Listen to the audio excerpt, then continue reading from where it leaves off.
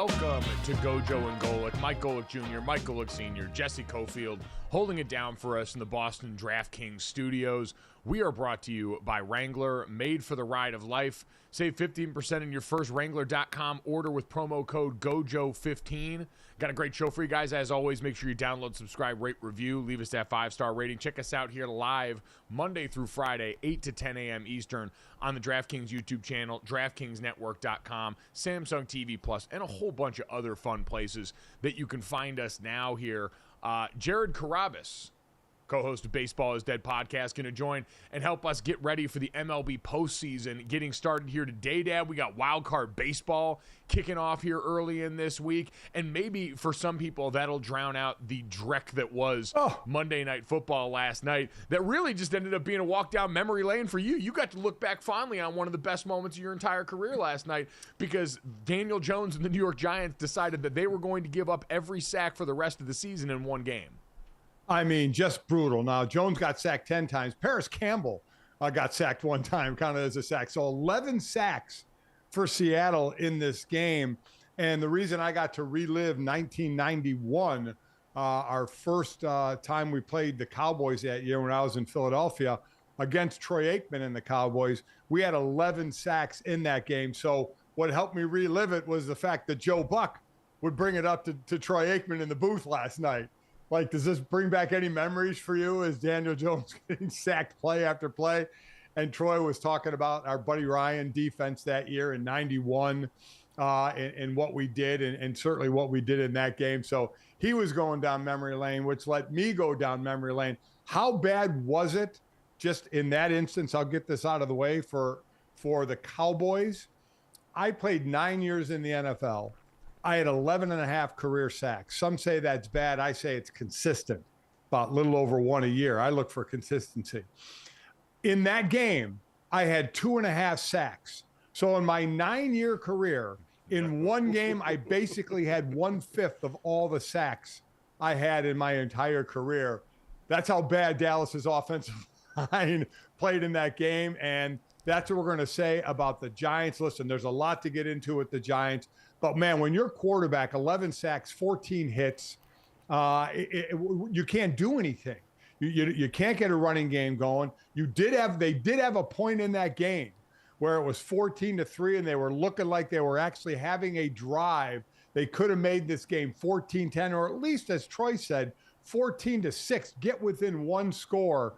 They go from Seattle's 43 down to their 5-yard or their 43 to the Giants' 5-yard line.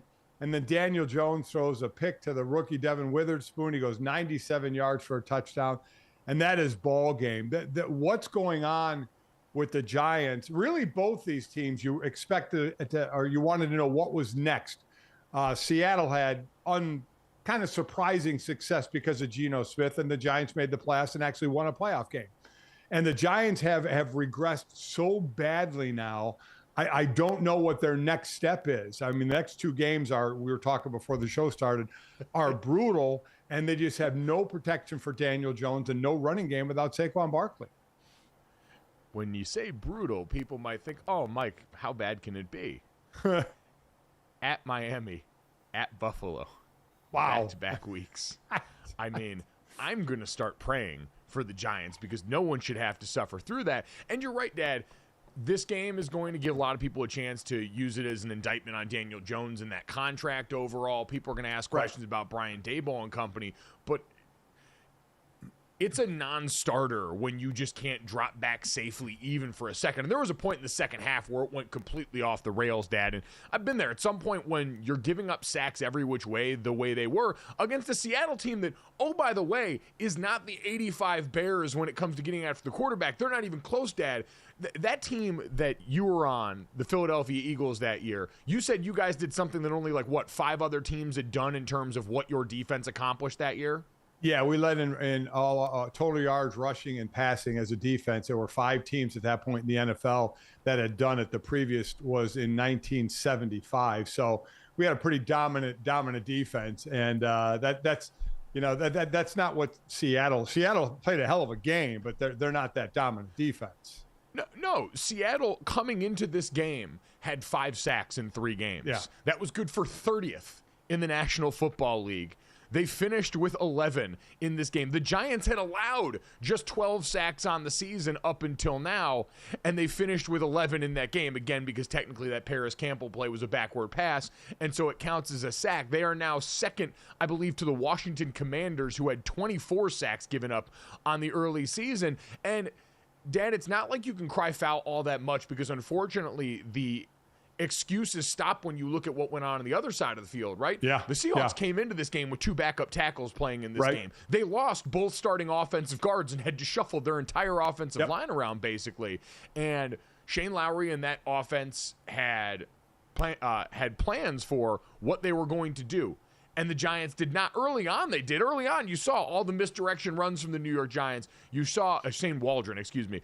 Early on from the Giants, you saw all the misdirection runs. You saw play-action passes with multiple guys in protection. But as the game wore on, that gave way to just 5- and 6-man protection where Daniel Jones is running for his life. You had a game where Darren Waller, your big acquisition from the offseason, your high-priced free agent, had 3 targets total and had 1 target through 3 quarters. That's not a plan that's going to give anyone a chance of winning. And when you've got an offensive line that's struggling the way that is, there's just got to be more done besides dropping your quarterback straight back to try and just give him a chance to get a playoff. It's a non-starter the way that they were playing, and everyone's got to wear that. And you saw Brian Daboll, their head coach, wearing it on his face in the sideline, throwing the tablet in disgust. Everyone was going through it there, but maybe no one more than him because, Dad, it doesn't look like there's a lot of light at the end of the tunnel based on the way this team performed. No, we look at a quarter poll of the season now, and those that aren't happy with their teams are like, this needs to change or that needs to change. Man, ain't a whole lot changing right now as far as personnel. Where are you going to get anybody? It's the same people. Now, play can get better. We've always talked about the quarter poll of the season, working through the preseason games and getting going that your team should be a little bit better. But as far as personnel, not a lot going on. And the thing about this offense that hasn't changed is Daniel Jones doesn't throw the ball down the field by design or by him checking down or by him not having enough time. You pick it. In the 2 games at home this year, and I did the first one when Dallas beat them 40-0 at the Meadowlands, and this was their second home game, they've given up 18 sacks and have 6 turnovers. I mean, so Jones doesn't have a lot of time, but even if you look at his history, the ball doesn't go down the field a lot. This year, he's 30th amongst quarterbacks in average pass play. It's under 6 yards. So it's a lot of, and even Troy and Joe mentioned it last night that a lot of passes going sideways, not a lot of passes going vertical. They tried to bring in help with a Paris Campbell, with a Darren Waller, but the ball's still not going downfield. Again, not a ton of time to throw, and you're getting sacked and or hit that much. You're getting rushed. I was just going to say, it's really hard to push the ball downfield when you can't stand for longer than 2.5 seconds. It is. And that was a game last night, but I'm looking at the season as a whole, and even last year, the ball doesn't go downfield an awful lot by design, like I said, or by choice, however you want to look at it in this offense. And, they're trying to get more viable receivers, and they thought they did, and it just hasn't come to fruition now because, as we talked about, the injury. So the running game's not working. So the passing game is also not working. This is an amazing stat. The 2 New York teams, the Giants and the Jets, are the only teams in the NFL who have not run an offensive play with the lead. Think about that. They both have a win, but the one was in overtime on a punt return, and the other was a field goal with 19 seconds to go. So neither team has run an offensive play with the lead this year. That is just stunning. Well, I feel like we're doing dueling piano stats right now because this one's the perfect complement to that. You know why it's hard to have a lead, Dad? If you don't score touchdowns in the first half, because the Giants are the only team in the NFL without a first half touchdown this weekend. They've been outscored 77-9 in the first half of games this season. And it's hard to get off to a hot start when your foundation's cracked. Like we've talked about, it is fourth different starting offensive line combination for them last night. Your best weapon on offense is Saquon Barkley, who wouldn't help your problem of going deep, Dad. I think a lot of this ends up being an overvaluing or an overestimating of personnel on your team, because Jalen Hyatt's a really good player, but as a rookie receiver, I don't think he was going to be positioned to come in and completely revamp your team's offense. You mentioned Paris Campbell. He's a fine receiver, is a prospect I like coming out of college, but hadn't done a whole lot during his time in Indianapolis in the lead up to this. Darren Waller's a good player, but one hampered by injury, and one that you didn't even bother to target last night. And then Daniel Jones, who right now has a contract that we knew was a bet by both sides on better days ahead. But it's one they can't get out of really meaningfully until after next year. And so you're locked in with a player that you saw some of that looming specter of what was there before, Dad, the Daniel Jones turnover problems that had loomed early in his career, especially when it come to taking care of the football. And I get when you're under duress that much, it's going to be difficult. And law of averages says eventually you're going to put one on the mat. But I say that more to say it invites the bad feelings that make you worried about the investment, when I still think Daniel Jones is what he's always been. He's been a solid quarterback. He's been an above-average quarterback in this league who played his best football at a year where he was up for a payday, and that tends to work pretty well. But overall, if you're going to go out there and rely on him to overcome the deficiencies in other areas of your team, especially up front, I just don't think – we talked about this yesterday with what's gone on with the Cincinnati Bengals and Joe Burrow, where you're one of the offenses in Joe Burrow and Kansas City and the Buffalo Bills that are designed to have a quarterback that helps sometimes smooth over some of the issues elsewhere. Offensive line, lack of top-end receiver production, all those things. The Giants can't structure offense that way because Daniel Jones is not that kind of quarterback. He's a very good one. He's one we saw early last night, can help you with his legs a bunch there, but it's got to be recognizing limitations. And I think the Seattle Seahawks did that better offensively on the other side than the Giants did, with all of the help that they gave Geno Smith, because the fact that you had multiple offensive linemen out. So you used a bunch of tight ends and kept them in to help those guys out. You used more misdirection. You used more of the run game stuff. You booted him out.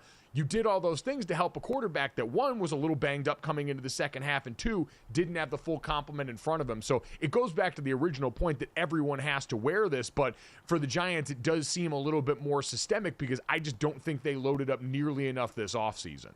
No, they absolutely didn't. And that's the one thing, with Seattle, they have plenty of people to throw to between Metcalf and Lockett.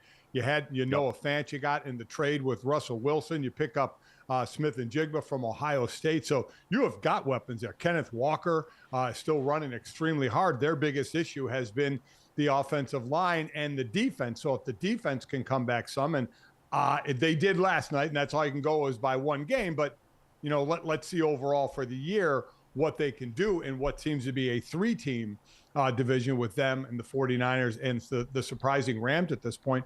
But the Giants still don't have enough offensively, right? And then you throw in the fact that you lost your rookie center and John Michael Schmidt last night, as well as Andrew Thomas not playing yet again in that game. They just don't have any heavy hitters on the offensive side. Maybe Hyatt can turn into that. He's certainly your biggest threat down the field. But as we just mentioned, if Daniel Jones doesn't have time for a route to develop downfield, what the hell good is it? Remember last year, Saquon Barkley had over 1,300 yards rushing and tied for the lead in receptions, but he averaged under 6 yards per catch. So the ball is not going downfield. The ball is still not going downfield. So this has to be an offense that does it methodically, right? They're not going to big play hit you. They're going to methodically hold the ball. 1st and 10, they're going to gain 12 yards on 3 plays and keep the chains moving. Time of possession, they'll win. But they can't get it in the end zone. They can't get close to the red zone. Something screws it up along the way, but they don't have the big play capability, and they still don't, even with players that they went out and they got. So they're kind of spinning their wheels in the mud a little bit, and then you have to rely on the defense, which can be all right at times. Now, listen, it's not like Seattle offense just churned up a ton of yards last night. They didn't. Had a defensive touchdown. They gave the Seattle offense a short field, or I should say they were given a short field on a sack fumble. I was going to say their touchdowns came on a defensive touchdown, a short field on a sack fumble, and then right before the half in the 2-minute drill, Drew Lock hits their tight end, who just is able to run Noah Fant down the sideline untouched for like 90 yards inside the 5. So it was not this bastion of consistent offense from Seattle. I think that's probably what's most damning is there really isn't much to hang your hat on for the Giants right now. Defensively, they're pretty bad. They're one of the worst pass defenses in the NFL. They're at best a middle-of-the-pack run defense in the NFL. And right now, Dad, it seems like the Giants season is over, especially looking inside the division that they play in. You've got a Washington team that's outperformed some's expectations through the early course. You know what Dallas and the Eagles are. And I guess that's the thing for the Giants, Dad. After that Dallas game, week 1 that you called, we were kind of willing to look the other way. Bad game script, a team in Dallas that looks like one of the best in the NFL. But to do this against this Seahawks team seems inexcusable and feels like the end already pretty early on in this Giants season, and gives me a chance to revisit this. So Tiki Barber is many things. Was a great NFL player, obviously beloved with the Giants, but he authored a take that has aged like rotten milk about Daniel Jones versus one Rain Dakota Prescott with the Dallas Cowboys that I feel like replaying here just in a second. I'll take Daniel Jones over Dak Prescott 100 out of 100 times. And I think most people would agree with you. You think most people would agree with you? Most people would agree based with on last year, I'd agree with you, but over their careers, no. I wouldn't. Based on the projection of where both of these players are going. It's incredible. It's not quite the same ferocity, but it's very similar energy to the Max Kellerman if the aliens have the death beam pointed at the world and I've got one shot to save humanity, I want Iguodala. One of my favorite takes of all time. It's not the same, but man, it's the same vibes here, Dad, where I don't know if anyone really would have believed it then, and surely no one believes it now. No, I don't think they do at all. Now, Daniel Jones, listen, with his legs, he is extremely good. He's an extremely good player running. There's no doubt about that. But yeah, I don't think anybody is going to make that declarative statement that yes, no matter what, Daniel Jones is better than Dak. You want to sit there and make an argument for each. You could probably do that. But there's no way you can sit there and say 100 out of 100 times. That's what gets you in trouble sometimes with these declarative statements of yes, absolutely, positively, maybe. It's how it works. It is great, compelling theater, no doubt. Dad, let's give some time to the victors here. The Seattle Seahawks playing what we talked about yesterday is one of the most compelling divisions in football. And tough night last night. You felt for Jamal Adams making his first start in over a year and knocked out in 9 plays, goes to tackle low and gets kneed in the back of the head or the side of the head by Daniel Jones. Left with a pretty scary concussion. You saw him trying to argue his way back onto the field on the sideline. The Seahawks also lost 2 offensive linemen starters in this game of a group that was already a mash unit and had Geno Smith get rolled up on before the half. That's why Drew Lock finished the half. He came back out. I didn't think the hit on Geno was dirty, Dad. He was pretty ticked off about that during the game, after the game, and the sideline interview after, but I can understand the player being hot. I just didn't think the tackle by Isaiah Simmons was intentionally dirty there. I'm always a little bit deferential and understanding to defensive players who are trying to make high wire acts going towards the sideline. Nope, didn't think that one was dirty at all, not a bit. I felt for Jamal Adams, 380 some days before last he played, and came in low, put his head down, and took a knee to the side of the head. And for those that don't know, there's an independent neurologist or doctor on the sideline that was in the blue tent as well. And that's independent for a reason, is to take the helmet away from the player if need be. And that's exactly what this doctor did. And listen, as soon as he got up and looked like, he took that staggering blow in a boxing match and got up staggering, there's no way you can put him back in the game.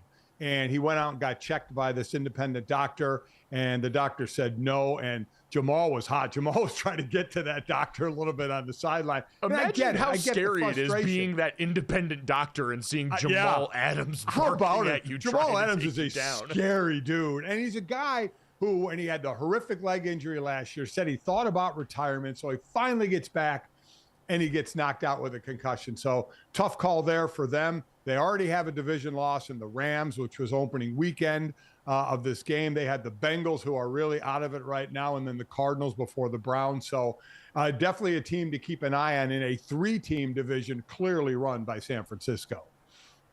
Yeah, it is a definite hierarchy there. But after that, with the Rams and Seahawks, we saw after the first game they played, This is going to be a battle in a place where you could potentially get 3 teams. Coming up next, I want to talk about the most important player from last night's game that we didn't even get to yet, and some questionable decisions made around the league. Next on GoJo and Golic.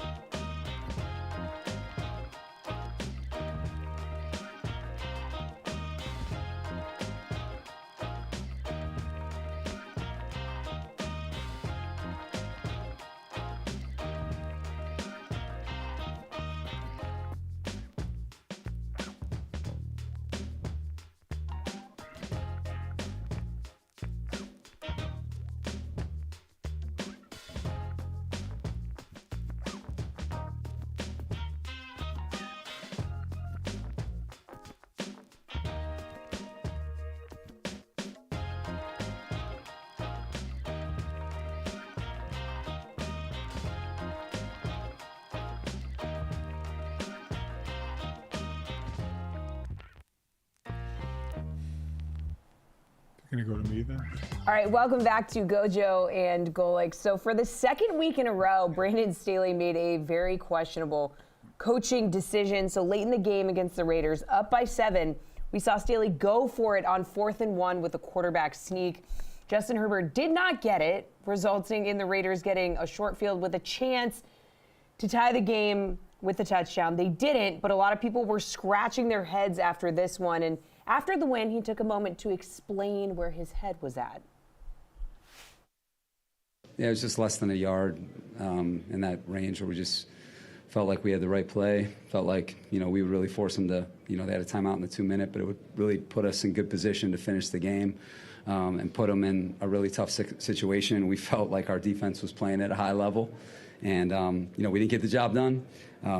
But I'm really proud of our defense, the way it played the whole game. But certainly in that circumstance, 2 weeks in a row, we were outstanding, and those guys deserve a lot of credit. Okay, and then Kevin Clark came out with this hysterical tweet afterwards. Brandon Staley and Josh McDaniels are having a fired off. Very, very strange decision here. Guys, like I said, it's the second week in a row something like this has happened. What's your take on this whole situation? So this is interesting in that I think I've lived long enough now to where I don't feel like Brandon Staley is actually that wrong. As you can hear everybody. Dad, do you agree? Oh, I'm sorry. I'm sorry. I had someone in my ear there. I didn't hear you, Mike. Go ahead and say that again. There we go. I think I said, so looking at these situations here with all these coaches here, I think I've lived long enough to actually find myself agreeing with Brandon Staley's line of thinking in these last couple of games. Like, looking around at all of these, I look at the three. Josh McDaniels, so far as a head coach, has given me no reason or nothing really to hang his hat on other than that fluky Tebow playoff win to say I should trust his overall decision-making as a head coach. Aiden O'Connell in there as a backup. I'll take Daniel Jones over Dak Prescott 100 out of 100 times. And I think most people would agree with it. Tiki Barber apparently wanted back in on the show here. Seems so. But the decision-making there I don't trust. Ron Rivera going out and not going for two at the end of that game with the opportunity to win just means to me that we should never mention him near rivers or boats ever again. That is the most stolen valor nickname in the history of nicknames, and we were wrong for doing it then, and we're wrong for holding on to it if anyone still does now. The Brandon Staley thing, though, gets interesting to me because Dad, the fourth down decision-making conversation is always going to be really polarizing and really charged. But I look at this and go, all right, at least Brandon Staley is doing something consistently again. Because as the man who taught me how to play blackjack, you know that if you're going to do something, you at least do it all the time. And Brandon Staley was that way for his first season with the Chargers. Last season started to waffle a bit. I think let the people get to him, let the conversation get to him, and turtled back into a defensive head coach. But now you got a guy who's actually putting the foot down on the gas and doing it consistently and again in a way that I have a lot easier time defending. Well, and also a team understands it, right? The team is not surprised when you're making a move like that and going to go for it because they've seen a coach do that before. Let's throw Matt Eberflus in there as well, right? They have a tie ball game with Denver. Under 2 minutes ago, they got a chip shot field goal, and he goes for it on fourth down and doesn't make it. Why not take the lead, and force Denver to have to at least get a field goal just to tie the game? So I'm wondering, Mike, because the analogy of blackjack I like, because if a guy doesn't, like I'd sit next to guys that don't hit on 16s at the dealer's showing a 7 or higher, and they would be like, they go, I see you hit on 16, I just never do. I said, that's fine, just don't ever do it. Don't get that gut feeling at one time that you're going to switch up. So I'm wondering with these coaches and these decisions, we're so big on analytics now. Are the analytics guiding them at times, and then are they going by their gut sometimes? And listen, that's what coaches have done before. There's always been analytics in football and in sports, always. There's just more of it now, and younger coaches are leaning on it even more to make their decisions for them. So are these actually analytical decisions? Because when we see them, we scratch our head on why Brandon Staley did that or why Matt Eberflus decided to kick a field goal. And you wonder, is that the analytics side, or is that just at that moment that they're in that they feel that's the right move to make? So in Brandon Staley's case, yes, those were advisable analytics goes. Most models I've seen, ESPN's model, Seth Walder and those guys put that information out publicly.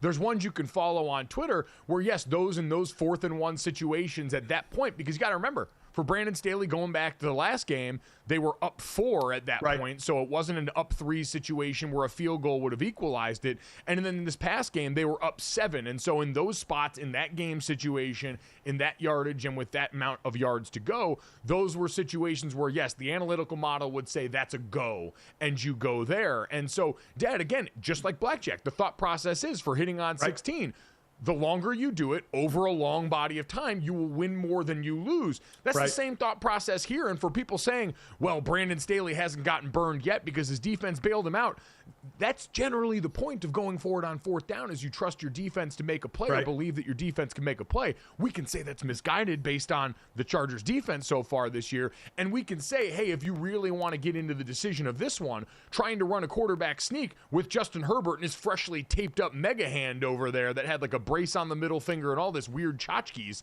then you can maybe talk to that. But I would look at this and say, Dad, I don't know if the haters are going to get the reprieve they necessarily think they are, because eventually, law of averages, one of these 4th and 1s where the quarterback sneak is the most efficient play in football is eventually going to convert, and they're going to win the game because he decided he'd rather win it and run play than lose it down the stretch potentially of a game. So this, I at least can say, is consistent and sticks to one ideology, as opposed to just floating back and forth between what you're feeling in any given moment and having to live with the whims and the consequences on that.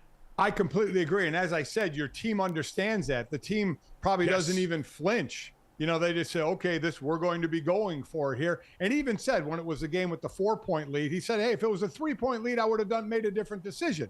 but it's a 4-point lead, so the other team needs a touchdown. So I'm with you. I don't have a problem with teams wanting to base their decisions on that. Just do it consistently, which he did. Isn't it amazing, though, that the everybody's like, man, you have to start outlawing that quarterback sneak because of the whatever you want to call it in Philly. It's got so many different names to it. The brotherly but nobody shove. Nobody else seems to be able to do it, right? Other teams are lining up to do it. No, it's not like Justin Herbert is a small quarterback, right? He's got some size to him, but it's Philly that has an incredible, success rate with it, and other teams try it and they just can't do it as well.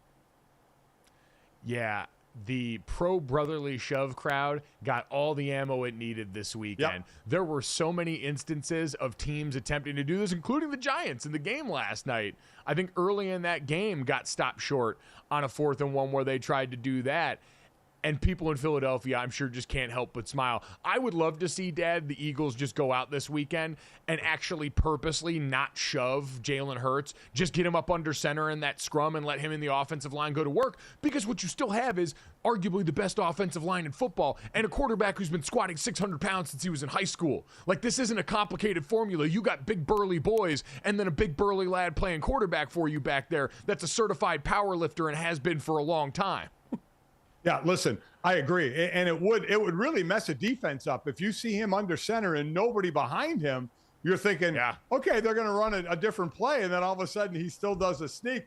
That would be epic. Then you have a defense not knowing what's happening, because I love the fact, and I shouldn't as a defensive player, that an offense can come out in a set where you know exactly what they're going to be doing. They can basically tell you what they're going to be doing, and they're still able to execute it.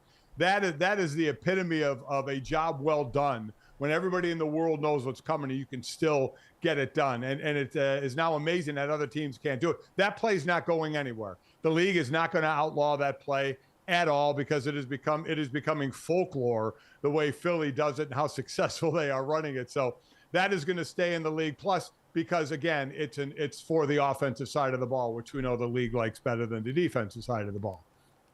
Also very true, but listen, it just sounds like the Eagles have a lot of haters, and that usually means you are doing something good. So congratulations to the Eagles on shutting their haters up through a weekend of just getting to sit back and watch everybody else fail at that thing you do so well. Coming up next, let's get to another failure here on a different team in the Chicago Bears.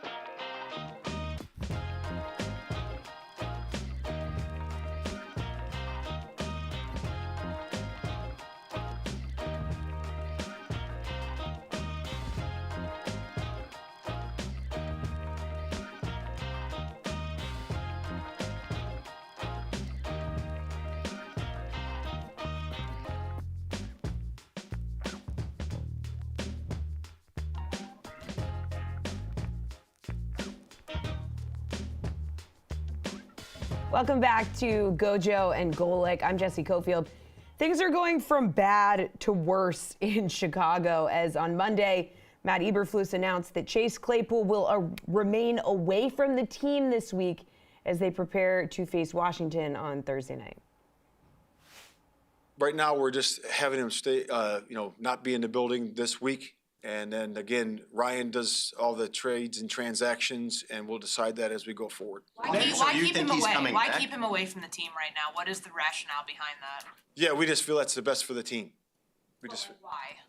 Yeah, it's just like we said. If we're in the building, we feel that's best for the team. And really, it comes down to this. When you're evaluating players, right? In meetings, in practice, right, and in walkthroughs. All those things, it's important that you evaluate the entire body of work, right? And we just feel that right now Chase is going to be out of the building. It's best for our football team. Guys, this comes after last week when Claypool was questioning if he was being put in the best position to succeed. He mentioned that to the media, and it's just getting really messy, in Chicago. Yeah, the vibes are all sorts of off here, Dad, and everyone's said a little bit too much in all of these situations, and it seems like this move from Matt Eberflus is just to almost try and shut off the faucet, because you had Justin Fields before this who came out and made comments, and they had to come out and re-explain his comments, and then you had Chase Claypool being a little bit too honest, and then you had the miscommunication before the game on, was he asked to stay home from the game when he was dubbed inactive? Was he given the choice to come to the game or not be inactive?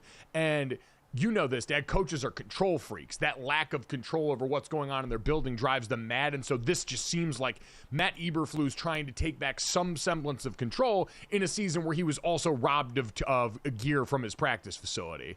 Yeah, it's been, losing your defensive coordinator. I mean, it's what a year it's been, and that's off the field, let alone what's going on the field.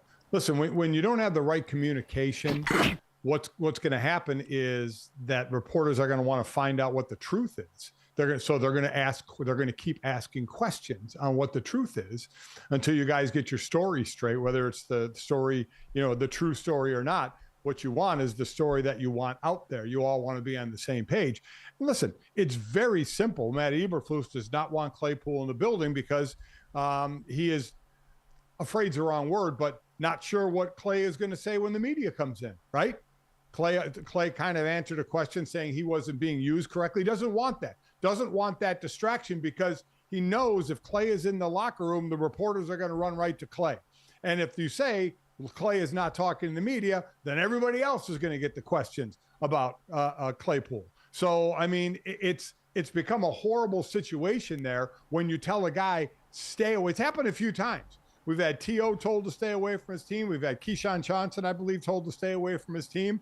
We now have Chase Claypool told basically to stay away from the team. He has 4 receptions this year on 14 targets. They gave up the 32nd pick to the Steelers to get him. And right now it is nothing but a completely negative move for them. So what will be the future? Will they try and deal him? Will they release him? Will they try and work him out and get another weapon possibly on the field for Justin Fields? But it's a mess right now, and it's starting with communication.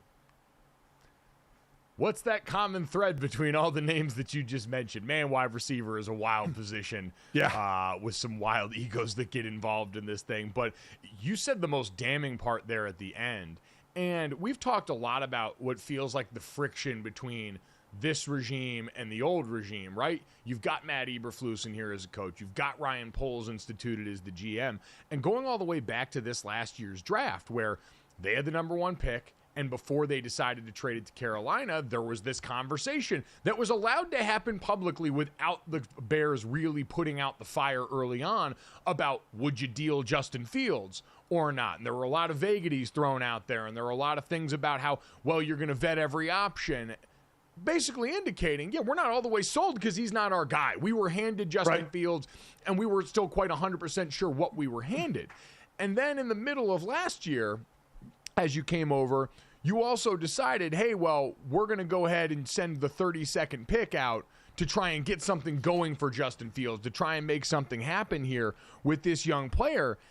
And in that time, in the 10 games he's been there, it's 18 passes for 191 yards and 1 touchdown there. Now to subvert your future. So there's a lot of points where it seems like the past of this Chicago Bears team is completely at odds with their future. And this current regime so far has not displayed an ability to get their arms around that and corral any of the problems here, Dad. And this is difficult because it seems to beget, like, what confidence do you have if you're a Bears fan in the way this current administration has handled anything and an indicator of how they'll handle everything going forward?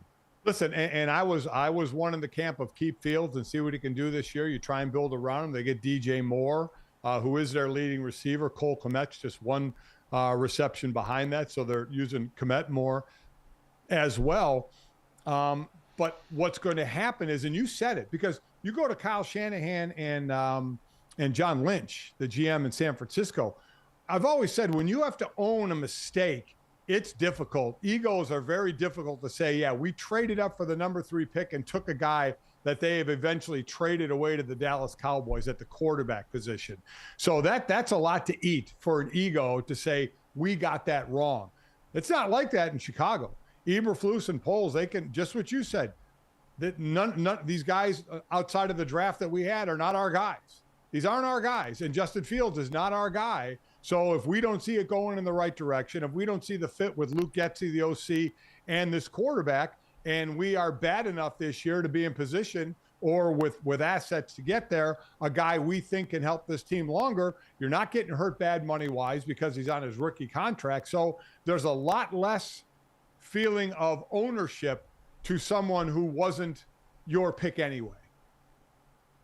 It is difficult, but at the same time, man, like, Ryan Poles got here in 2022. He made that Chase Claypool decision, and I'll raise my hand. I got that eval wrong at the time, where it seemed like a lower stakes give for a guy that was going to come over and try and give your quarterback something when he was drowning out there, and it didn't work out. You just had to watch Khalil Mack go ham all in your grill, as that was the first thing you did as Ryan Poles coming over, was get rid of Khalil Mack. So all of these things, Dad, are not instilling a ton of confidence, I think, in people going forward. Because to your point about John Lynch and Kyle Shanahan and 49ers, at least they've got 100 other hits to point to there. They've got a roster that's made out of Teflon that they can point to around the quarterback position and say, well, we've been making deep playoff runs. We were in the NFC Championship last year with 3 different quarterbacks that we used during the season. So far, the Bears have on-field issues, off-field issues, and a mounting pile of doubt to point to if you're the front office and the coaching staff here early in that tenure. Yeah, nothing redeemable right now on the field. And as we talked about with the Giants or any team that's doing poorly now, there's no cavalry coming in. There's all you can do is hope your play improves from, as we've talked about, early season to more in the season, middle of the season to later in the season. Other than that, this is who you got. And much like Matt Canada and Kenny Pickett, and we hope Kenny Pickett is okay with his knee. Word is he may not miss any time. We'll see. Luke, and now I'm saying like Luke Getsy and Justin Fields, it just doesn't seem like there's that connection with coordinator and quarterback right now. And that's one of the best communication connections you need on the field, to have those guys kind of in each other's minds on what you want to do on certain plays or in certain situations. And it's just not there. We keep waiting for Justin Fields to take that next step because we see what a dynamic athlete he is, and he's got to put the passing with it. And sometimes it's there, sometimes it's not. But there's just not a whole lot on this offense to point to and say, yeah, this is a monster plus for us. So you know what happens is the quarterback, much like a coach or a coordinator, gets the brunt of the negativity. And I'm not saying it's not deserved some in this situation, but they have a lot more problems on that team than just Justin Fields, that's for sure. Yeah, as we get to superlatives later, we're going to talk about people in the Caleb Williams sweepstakes, and it seems like that's going to be the easiest thing that Chicago can sell to their organization, to their fan base, and say, well, we're going to start this off with the thing that can affect the most people and make a change. Like I said, even if it's not totally Justin Fields' fault, he plays the position you can have the most impact on by making that switch, and it's going to save a lot of these other people. I'm rooting for Ryan Poles. He's a former offensive line. We got a beef GM that you love to see, but right now it's been a tough scene in Chicago. Back after this, let's go, Joe and Golic.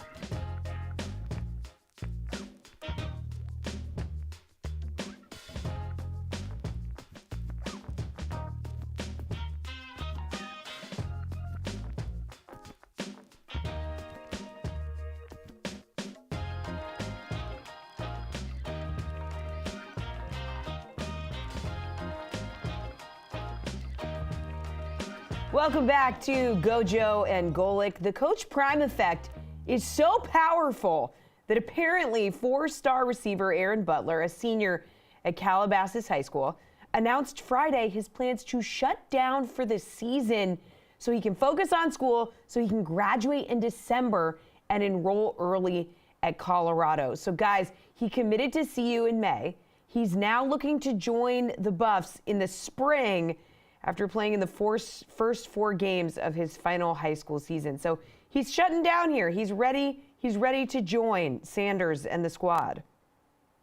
Yeah, this is interesting. So we're now seeing the trickle down effect. Most often in football, we see it's trickle up. It's things from high school, especially scheme wise, that make their way to college, make their way to the NFL. But Dad, the trend of players sitting out bowl games in college as they prepare for the NFL draft has now started to leak down to high school, where you've got a player here in the middle of his final year of high school, in the middle of a season right now. Calabasas football, as far as I've found here, is 2-4 at this point, and 0-1 in the league, and has decided to shut it down under the guise of Daddy. He and his family came out and said, basically, he wants to graduate early and is taking 4 classes in person and 4 online classes because he didn't know he was going to be graduating early enough in his career to offset that. Usually players and kids that want to graduate high school early will start that class load earlier on in their career, spread it out over time so it's not as intensive during a season, especially upcoming. But basically they prioritized that and his future over the current season right now with his high school team. Dad, is this something you have an issue with? Well, yeah, listen, I mean, is it different? I mean, we've been talking about, it started in college players all of a sudden not going to bowl games, outside of the playoffs to prepare for the draft so they wouldn't get hurt, that we all, a lot of people took the, oh my God, is this really happening effect to where we are now with NIL and the portal and people transferring like crazy. And my thought is, man, it's your choice for your career and your family that you make it. So I'm not going to sit here and say this is the wrong thing to do. It's just a different time now. It was unheard of, certainly when I played, even everything going on now. Started seeing a little bit more of it at the end of your career in college, but nothing like this. This is you wonder. Now, you mentioned where they are, 2-4. Now, he stopped after 4 games. They were 1-3 after the 4th game. So you wonder if they were 4-0 or 3-1, would this be the same decision? Because that's the one thing everybody was waiting for in college, is a team that's in the playoffs. And on the 4 teams in playoffs, I don't think you'll get it. When you have 12 teams in the playoffs, I wonder if you still may get that. And we'll see if a player will not play in a playoff game, especially if they're ranked seeded 11th or 12th, and say, I'm going to get ready for the next level. We'll wait and see on that. All I can say, Mike, I'm not going to sit here and say, man, this is horrible. You can't do this. This is where we are right now with decisions that these players have to make. He wants to get to Colorado early. I guess I would say, the one thing I would say, Mikey, and I'm sure you could agree with this, man, high school football, I mean, this is going to where we are as a business now. NFL has always been a business. College has been a business. Now it's more a business than it's ever been. High school seemed to be that last bastion, man. There was nothing like high school football, right? I mean, playing in that game, go hang out with your friends and your teammates after the game. No responsibilities, really no cares, because it was high school. And now this is invading high school, where we're saying, I'm not going to finish out with my guys in high school. And I guess the one thing I would say, man, that's a year you got to enjoy. You just have to enjoy, because it really gets to business after that. But as I just said, maybe it's getting to business now. So I'm not going to sit here and damn this decision by this kid and his family. It's what they feel is right. I would imagine we're going to see more of it. That's probably the biggest shame for me. I know how much I enjoyed my high school years. I know how much you guys enjoyed your high school years. It's just so much fun with so less responsibility to the business side of it. And you just see that kind of going away with this move. Yeah, people are going to make this about the kids. This ain't the kids' fault. This is what has happened to the sports, if you're going to put fault to any of it. But It is the fact that this has become a business. I mean, Dad, in the decade and a half since I was getting recruiting, the camp circuits that you've got to be on, the 11-on-11 circuits and the way that's proliferated the sport, the way that 11-on-11 coach or 7-on-7 coaches, have become these pseudo brokers for a lot of players in these spots. And the fact that you can earn money now. There's a lot of states where you can make NIL money in high school. There's a lot of kids that understand now I've got a real opportunity to make money on the other side of whatever my high school career is. And they've got to think about that because a lot of guys have their families to think about. They come from circumstances where they need to help and be a breadwinner in this spot. And that's what I've always pointed to for college guys making the leap to the pros, Dad, is there's guaranteed real dollars on the other side of the NFL draft in the spring. And so I can't realistically look a player in the eye. And I always said, if it was one of my teammates, if this had been 2012 and we were not playing in the national championship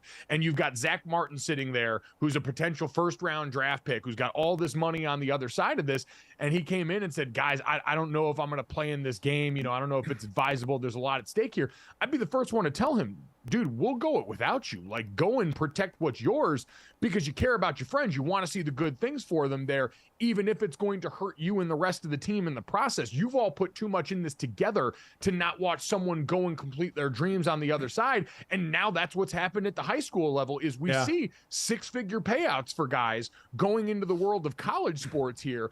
What high schooler could look at their buddy on the other side of that and say, yeah, don't keep the main thing the main thing? We all know what you've put in to get to this point. Yeah, it's just 4 years different, right? You're talking about a senior year in high school as opposed to 17 and 18-year-olds. Imagine in your class, your class in high school, the other D1 athlete was your buddy Kevin Egan. Imagine at that time, Egan coming in 4 games into the season and saying, you know what, guys, I plan on doing this. I didn't think I was going to do it. Now I have to take more classes I can in football. I'm ditching on the rest of the year. I think it would have taken a lot of people aback. Now, again, that's back then. But I think even now, because this is the first I've heard of, we've had guys graduate early in December so they could go to college in that in the winter and then be at spring ball. But they played their football season. It was after the football season. Again, as Mike stated, and let's not gloss it over, players that do that start this process their freshman and sophomore year so the load doesn't get too big that they have to miss time. This kid decided late. So he's not only taking in-school classes, he's taking online classes, and the load is just too much at this late stage, he thinks, to put football in. I just think there's going to be initial shock at this, Mike, and then it's going to be something we may be used to. If you choose to start late, because remember, if you start this process early, you can still play ball and fit it all in. But some guys might just decide, hey, my team's playing bad. I don't want to risk injury. I'm trying to get on the field my freshman year because I'm trying to get out of college in 3 years. All of these are decisions that have to be made. And again, it's because the business has invaded the sport at this level, not the other way around. It's not, these greedy players or, these selfish players. It's high school players looking around and seeing the same thing the college players saw. Man, there's a whole cottage industry that sprung up around getting money off our skills here. There's a lot of people that seem to be doing well. Like I said, the 7-on-7 industry is one of the places you point to. But the camp circuits that you see here, all the things that feel like a requirement in the recruiting process now, have all of a sudden infiltrated in this way where players got to grow up a lot faster than they used to. And I've said this for a while now, that the recruiting process looks markedly different in what you're expected to be as far as basically a young business person as a 17-year-old. Mike, I heard one recruiter talking to a high school, and he said how much recruiting has changed. And Deion Sanders said this. He said that less high school kids are going to get recruited. This recruiter was telling this high school that out of that state, the previous year, there were, I think, 134 Division I scholarships given out. And then the following year, there were like 60 some. It was almost cut in half.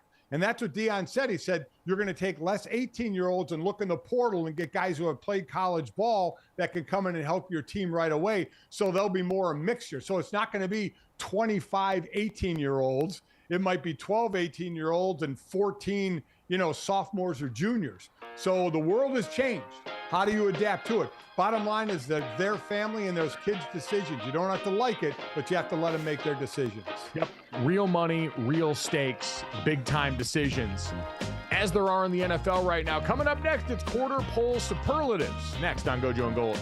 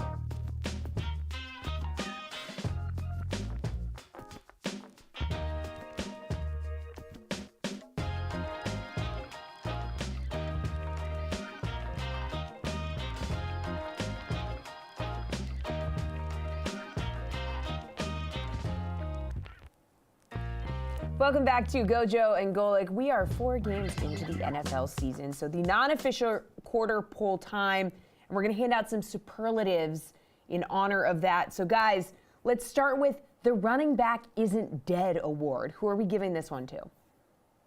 Yeah, the running backs aren't dead. The running backs still matter. The dead unofficial quarter poll because the NFL 17-game regular season kind of screwed up the math on that a little bit. I know you're a math guy, so I don't want that to go unnoticed, but hey, that's showbiz, baby. And as we kind of look at this point and start to survey the landscape, Dad, looking at the running back conversation, it's Christian McCaffrey's world, and we're all just living in it at this point. What he's done for the 49ers so far this season, you mentioned erasing records that Jerry Rice set in being over here in basically just a season and a half now has been nothing short of stellar. And it's nice to see him healthy again, Dad. For so long in Carolina towards the end of his career, health had creeped in after he signed that monster contract. He wasn't on the field as much. And so now seeing him not only on the field, but part of maybe the perfect offense for a player of his skill set's been a joy to watch. And listen, that's something that's hurt the running backs, right? You had him, that was an injured guy. Saquon Barkley, an injured guy. Jonathan Taylor coming back to practice this week. I know he has the issue with the Colts, but started the season on the PUP list because of an injury he had. That's been the issue. But and we talked about the young running backs. Could they help bring this back? So I'm looking at a couple of guys like Bijan Robinson, the first-round pick of Atlanta. But then does Devon Achane, does he help or hurt? Because Bijan is 4th in the league in rushing. Devon is 6th in the league in rushing. But Achane is a 3rd-round draft pick. So I don't know if that helps the running back situation when you had 2 first-rounders in Bijan and Jahmyr Gibbs, who really isn't getting the touches we thought, especially running the ball. They've been going to David Montgomery. So while I think Bijan, we're putting a lot on him, running the ball, catching the ball, of helping to bring that running back position back. Does Achane hurt it by doing what he's doing, which has been incredible, but being a 3rd-rounder, to let teams still say, you know what, we don't have to invest all that capital in a 1st-rounder, though Bijan Robinson may prove, highly successful there. And we can get a guy in the 2nd, 3rd, 4th round that's going to come in and get the job done, like what's happening in Miami. I think like anything else, it's never just one thing necessarily. Overall, like, we've got a big enough sample size to know, yes, that has been exactly the problem. What Devon Achane represents is exactly the problem, or at least one of the problems for running backs in the NFL, which is you can get highly productive players who fit a role.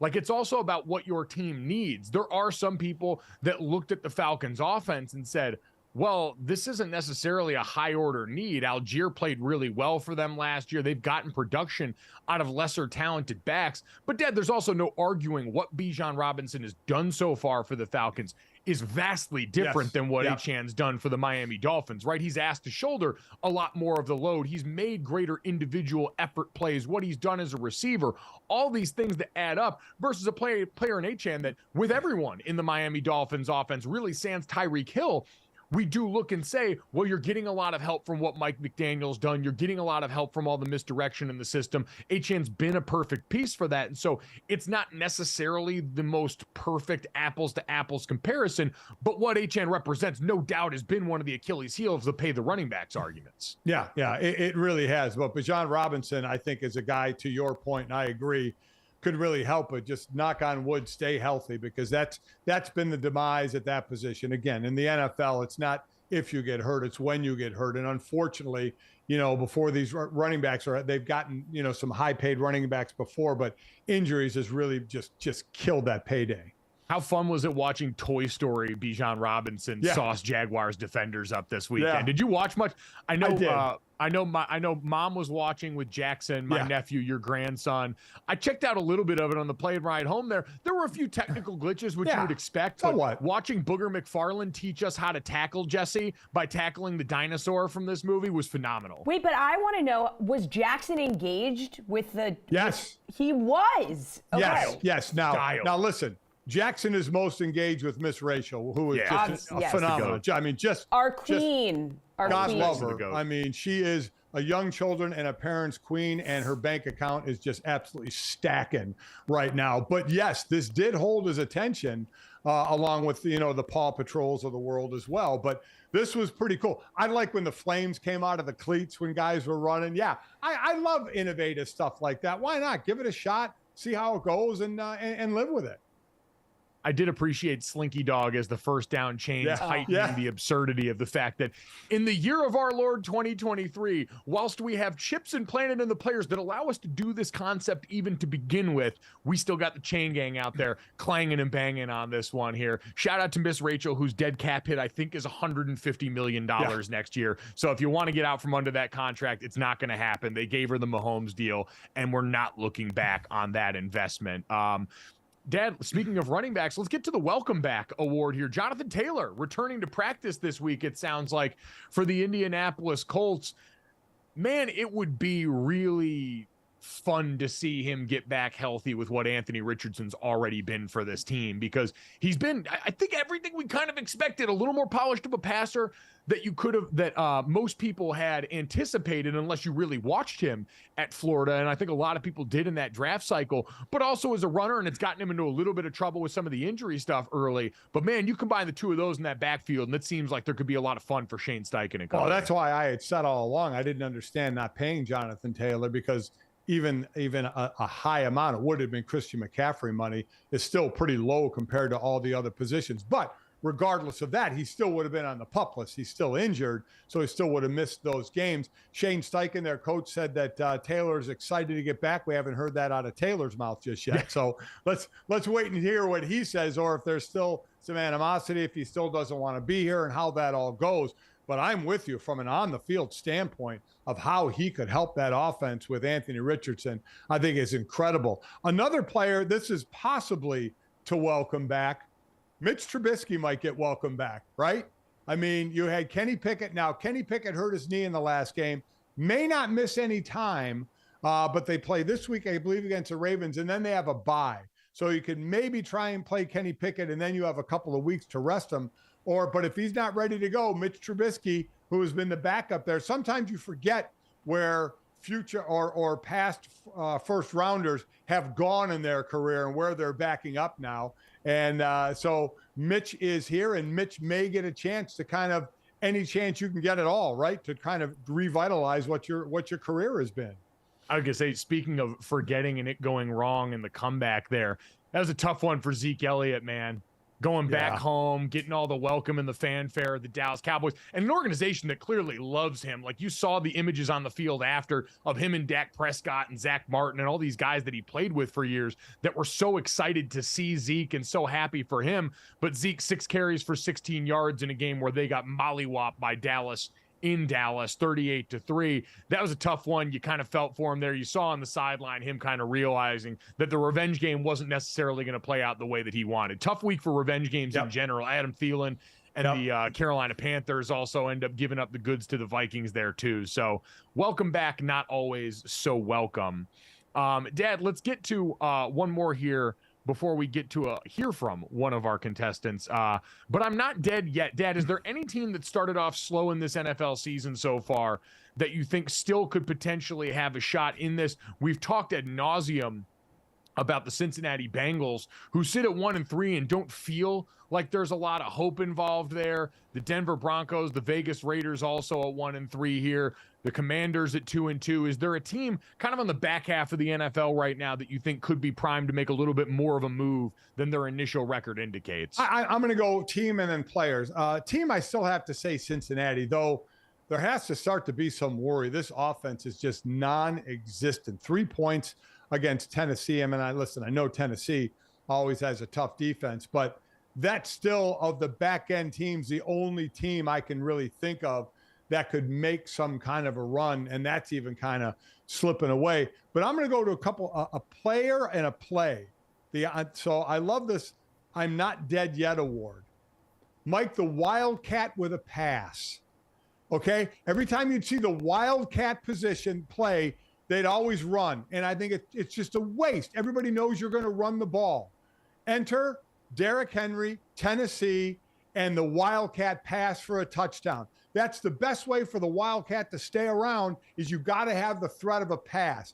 Derrick Henry takes the snap. You think he's just going to bulldoze to the end zone, and he throws a pass over the top for a touchdown. So that play's not dead yet if you include the pass. And then how about a player? How about Khalil Mack? Khalil Mack has had no sacks this year, gets 6 in the last game. He's only had 5 sacks in his last 19 games, but gets 6 last week. And, you know, he had a 5-sack game, now a 6-sack game. It's incredible when this guy gets going what he can do, but he had been in a little bit of drought for a while, so he's not dead yet either. And amazing that came in the game where Joey Bosa was not active. Yeah. He didn't have the other guy opposite him to draw attention today. It was the Khalil Mack show. And my God in heaven, did he put it on there. Aiden O'Connell's going to be seeing that man in his nightmares for quite some time here.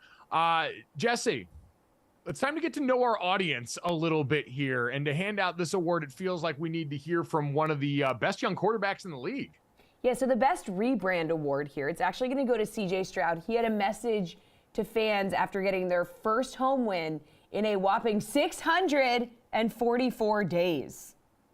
I want them to know, like, we find our tails off every day to make sure y'all walk around with Texan gear pride. Like, y'all walk around with that swag that we walk around with when we get a dub. And for me, I take that real personal because I don't like being bagged on by my teams. Like, when my Lakers lose, I'll be pissed. So, like, I take that stuff real serious, man. The media laughing with him was just perfect. They're like, oh, yes. So funny, CJ. Well, and I mean, that's the laugh that you get when you're balling like he is a quarterback right now. And also the laugh you get when you're winning, because I guarantee in a different cycle where all of a sudden they're not playing well, and he mentions being a Lakers fan in Rockets country, this probably isn't going over nearly as well because we always do that weird thing. Dad, I actually appreciate the fact that he is sticking by his actual team that he grew up rooting for and not just glomming on and doing the easy thing and giving the hometown fans what they want and saying the Rockets. So, I mean, listen, this of the rookie quarterbacks, he seems to be the most stable at this point, right? Number one, he's the guy that's played all the games. The other two have already missed games. And number two, he hasn't thrown an interception. The one thing you're going to get out of rookies is you're going to get mistakes, which he's made, and you're going to get turnovers, which right now he has not thrown that interception. The running game still isn't great. They're averaging basically 3 yards a carry. But I'll say from the receiving side of it, leading receiver Nico Collins at 22 receptions is averaging almost 20 yards a catch. Third in that is Tank Dell, the rookie, averaging almost 17 yards a catch. So These guys are, whether it's short catches turn long or longer passes, their chunk yardage, they're getting some on offense. And D'Amico Ryan's such a well-respected player when he was on the field, a young head coach with a young team there. You got to love the direction they're going with and the stability of that rookie quarterback right now. The vibes, and I said this a couple of weeks ago, around this team and the change there, it really has been, not since Brussels sprouts have we seen a rebrand quite as profound as what the Houston Texans have pulled off here. And this is in a city, Dad, where you got the Astros that everybody still hates getting ready to try and go through the MLB postseason. Like, it hasn't been a city with, I think, a really likable team in quite some time. But that's exactly what the Texans are right now. Every time I see D'Amico Ryans address the team post-game and locker room footage they put out, I get fired up because he's the ultimate example, Dad, when people talk about getting younger coaches who can relate to players and what a former player can do for a locker room. He's built on that Dan Campbell model of, I know what you've been through, I've lived your shared experience, and I can speak to that. And now he's doing it in an age where, kind of like some of these young college coaches or even some of the younger NFL coaches in like the McVay-Shanahan tree, you combine that with a guy who they saw not too long ago, a really well-respected player who is a great leader on all these teams. It's kind of the perfect mesh of all these, and him succeeding, especially for defensive head coaches. We know what the conversation has been and how improbable the opportunities have been for minority head coaches. All of it, unfairly, by the way, has been pressure lumped on his shoulders, and so far, D'Amico Ryans has thrived amid that pressure. A good test for them coming up. They go through a string of NFC South teams. They play Atlanta and New Orleans, both 2-2, as well as Houston 2-2. I believe there's a bye in there, and then they play Carolina. We'll have a matchup of the rookie quarterbacks, the 1 and 2 pick with Bryce Young and with CJ Stroud, given, knock on wood, that they're both healthy and playing at that point. So interesting 3-game swing, all winnable games for Houston, but it's also Houston. So all losable games for Houston as well, I guess you could say. Man, at this point, though, I don't know, man. I'm swinging on their side. CJ Stroud has 1,212 yards for the season. He has now passed Patrick Mahomes, Justin Herbert, and Andrew Luck for the second most yards through 4 games to begin an NFL career. The only player he trails now is Cam Newton's rookie season. We remember how phenomenal that was. And, Dad, it is interesting when you look at the betting on DraftKings Sportsbook right now. When it comes to the offensive rookie of the year, CJ Stroud is the odds-on favorite right now. He's plus 175. Behind him, Puka Nacua, Bijan Robinson, and then Anthony Richardson at plus 550. If you go over to the MVP voting, Anthony Richardson is multiple spots ahead of him at this point here. Anthony Richardson at plus 7,500 at this point right now. CJ Stroud all the way at plus 15,000 in the MVP odds here. So maybe an admission and some confidence a little bit more in what the Colts can do long-term this season, maybe factoring in that he might be involved in that, but production-wise seems a little silly. Well, listen, it does. That's just another reason why I don't understand betting, and how you set these numbers, but nobody's asking me to do that, nor would I be able to do that. I again, am good at simple math, not this kind of thing. But I think it is CJ Stroud and Bijan Robinson as far as offensive rookie of the year. They are both playing stellar ball right now. And there's time for other players to jump into it as well. So we'll see where that goes. But right now, I love and overall, it's not just the play on the field. You're right. It's the culture change going on with D'Amico Ryans and that Houston Texans team. Completely agreed. They've become fun to watch, and I'm excited for them. And now the AFC South, by the way, everybody nodded at 2-2. I mean, you've got Mike Vrabel and the Titans that just refuse to die. NFL MacGyver making it happen. Everyone in there just sitting dead even. So that's going to be a fun division, even if it's not the best football. It's at least competitive, and that counts for something. Dad, speaking of competitive, let's get to the Dan Campbell Bite a Kneecap Award for the week. Baker Mayfield, Dad, you want simple math, 3-1. Stu Gotts here. I've got my 3 wins and this 1 loss against the rest of the NFC South that we all picked the Saints and teams like the Falcons in instead. Went out this weekend and balled out against those Saints, 25 of 32 for 246 and touchdowns to 3 different receivers to now take over first place in the NFC South. And Dad, he's done it by yeeting himself into defenders, scrambling for tough yardage here. Baker Mayfield plays like a guy who knows exactly where his feet are, which is on the precipice of being a career backup around the NFL and taking this opportunity and biting through whatever knees he has to get to the other side of it. There is no one else for this award but him. He's a guy, when he runs to the sideline, doesn't always just run out of bounds. He'll dip a shoulder into somebody and then immediately look back at him, and get in their grill. I would imagine as an offensive player, you would love playing with a guy like this, right? He's an O-lineman's friend. He works out with those guys. Now, he may not be an O-lineman's friend in the way he runs around at times. When you think you're blocking someone, all of a sudden your guy's getting a sack because Baker's running all over the place. But I'm with you. This guy understands, is his future. He wants his future to be a starter somewhere, but it may be a backup in other spots. But I'll be damned if he's not going to lay everything on the line, including his body, time and time again, to try and be the starter for a team, in this case, Tampa Bay. All right, Dad, last one here before we get out. Best team at the quarter mark here. And again, quarter is in quotes.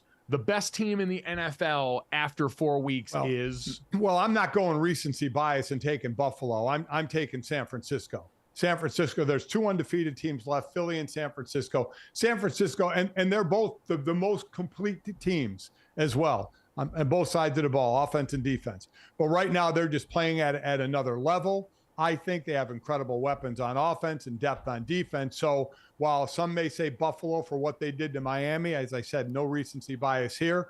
Overall, for this quarter poll, to me, it's San Francisco. I am going to bathe in recency bias right now. The AFC is the better side of football. The AFC East has looked like the best division in football. And to be the best, you got to beat the best. And we said it was Miami last week. I'm going to rock with Buffalo this week because when all other things are close to equal, and you could argue overall the 49ers roster is certainly in a much better place. Let's see when Von Miller gets back. I'm always going to rock with the space alien quarterback who's also dialed in and played much cleaner football after that opening night in the NFL. Coming up next, let's get ready for postseason baseball and look ahead to October with our buddy Jared Carrabis here on GoJo Golic.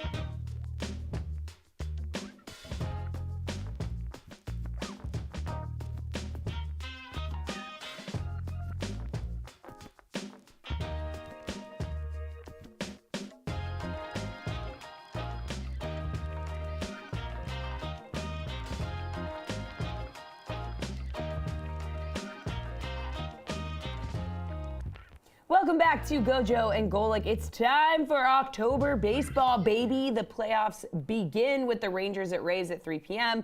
Blue Jays take on the Twins 4:30. D-backs visit the Brewers at 7.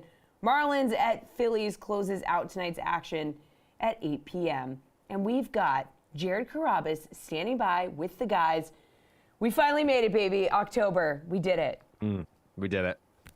How good's it feel, Jared? We know this is conflicted for you. Obviously, there's been some bummers of Red Sox headlines as far as on the field play for these guys lately, not being in the postseason, Chaim Bloom out. So do you at least get solace in postseason baseball starting now? You put all that in the rear view?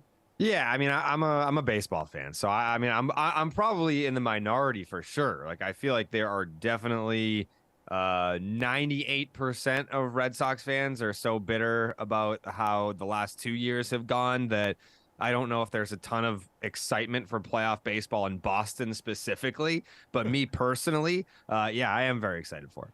Yeah. People in Boston are so bummed there's not going to be a championship parade. I mean, they've only had, 15 or so in the last couple decades. So somehow they'll be okay. Hard times. So as the postseason starts tonight, what is your top one or two headlines of postseason matchups and things you're looking for?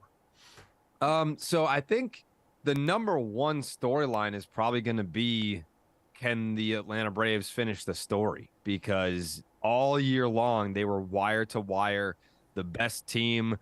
Their offense was breaking records. You have Ronald Acuna Jr., who's going to win the National League MVP.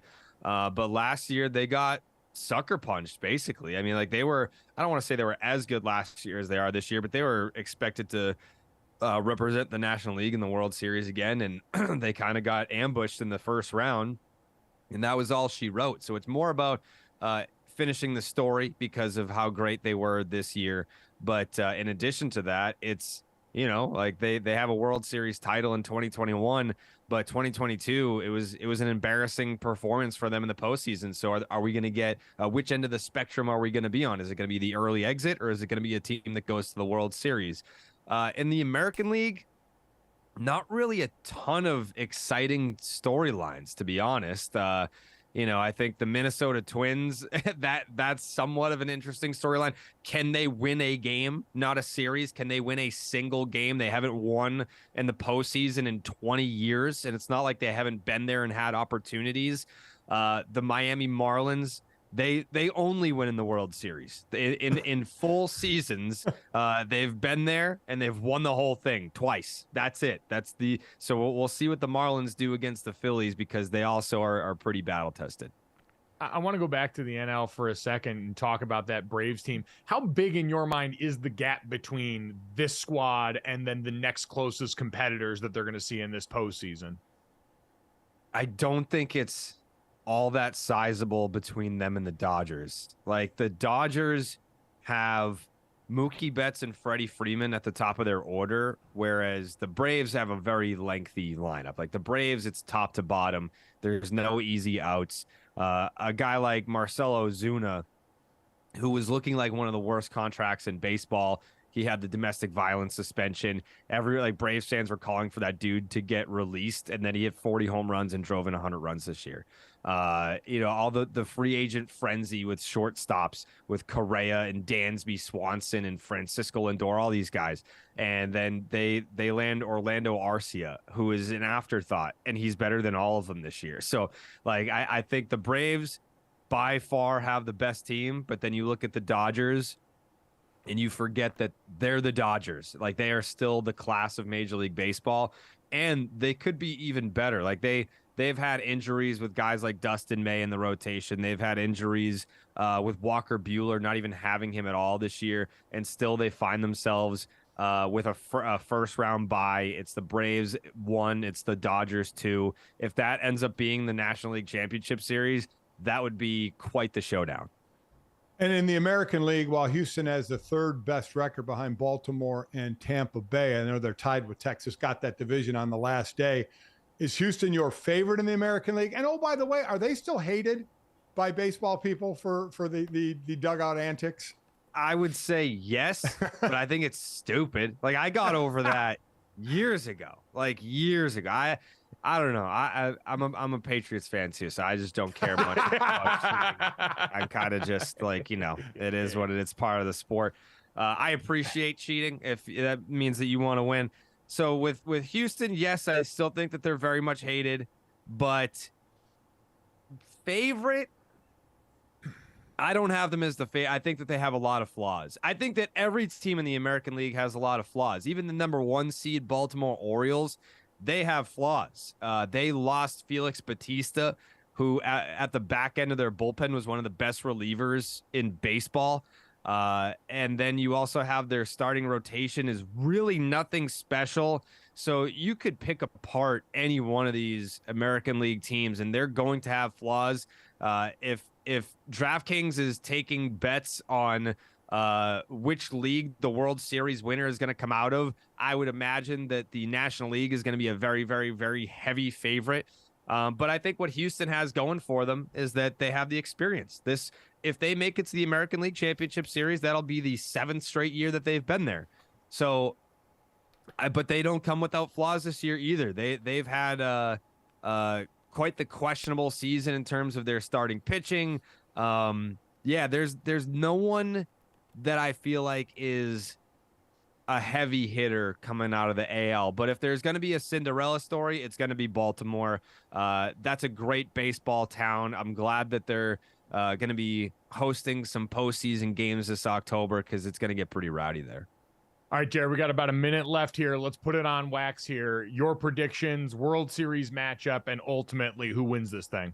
Yeah, I think I know it's boring, but I'm going to go with the 2-1s. Like I think Atlanta gets there. I think Baltimore, I think they can overcome Houston if that ends up being the matchup.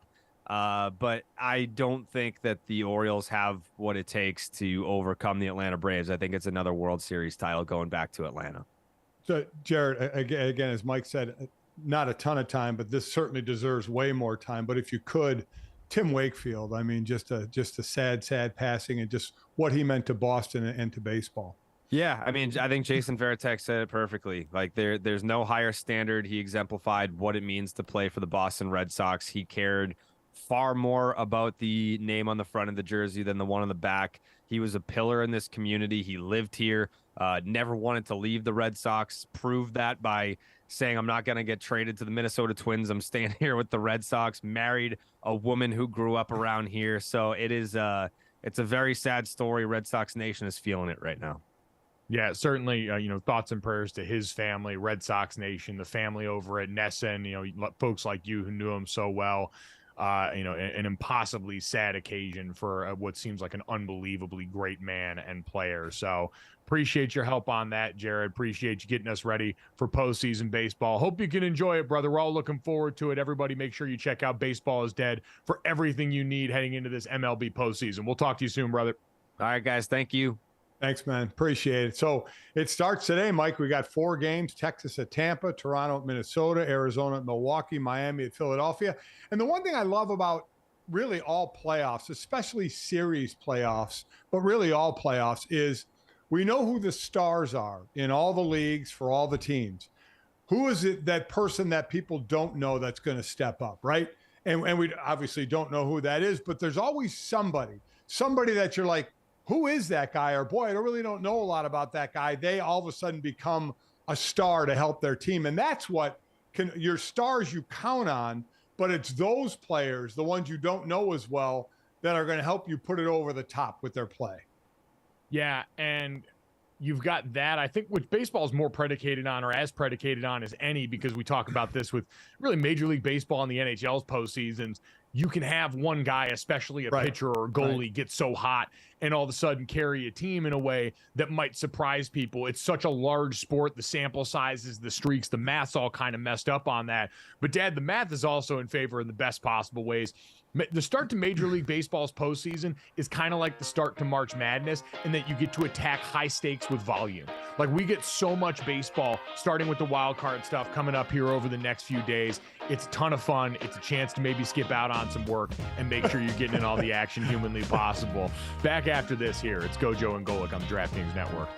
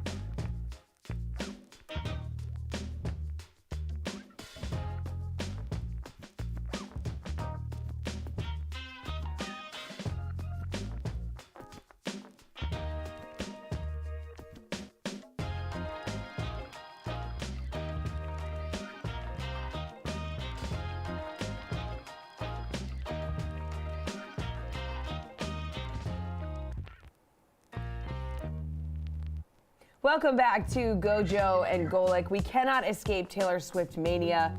Vikings quarterback Byron Murphy Jr. said Monday that he plans to engage in a little trash talk on Sunday with Travis Kelce over his new alleged relationship with Taylor Swift. So he was like, oh man, the social media is going crazy. Is she going to come to the game? That would be cool for sure. Not for him, because we're going to try to get our hands on him in front of her. I'm going to say something to get him going. So now we're straight up trying to provoke Travis Kelce. But guys, my favorite part of this whole quote is that he called it the social media. Oh no. The social media. Oh no. Yeah, that's and he's not old. He's young. I mean, that's a Vince Vaughn and interns, right? On the line. I mean, that's on the line, right? the social on the media. line. Calling it Chipotle's, the way that people who are older do that as well. Wait, people put plural on Chipotle? Oh, that's a whole thing. Chipotle's. Oh, yeah. Going to Chipotle. I'm happy to say I've never done that. Thank you. No, you haven't. You're more of the internets or the Twitter. My dad's biggest calling card is he calls emails texts or texts emails. Like to him, any form of communication is all just one thing. Yeah. It's no delineation between the two. It really is just one thing, though. It's just communicating with words, right? Right. I mean, am I wrong? My grandfather logs into Facebook and he thinks everything that he's seeing has been sent directly to him. Oh, well, that's a whole new one. Mike, wait till I write you a letter. I mean, that's going to be the biggest. It's gonna be incredible. At least you'll know how to use postage. So peek behind the curtain here. This is a story that probably got told on Mike and Mike years ago. Oh yeah. Of when I was in college, I went to try and send my mom a Mother's Day card one time from school. I thought I'll be a great son. I'll get a card. Cards have always kind of been my thing, and I'll get it mailed out here. And I realized that up until that point, I had not sent a lot of letters. So I'm like, all right, you know what? Good place to start, the post office on campus. We'll go and get this done. I go to the post office, and this is before forever stamps, back when postage had that number that would change every year of how much it cost to send a letter.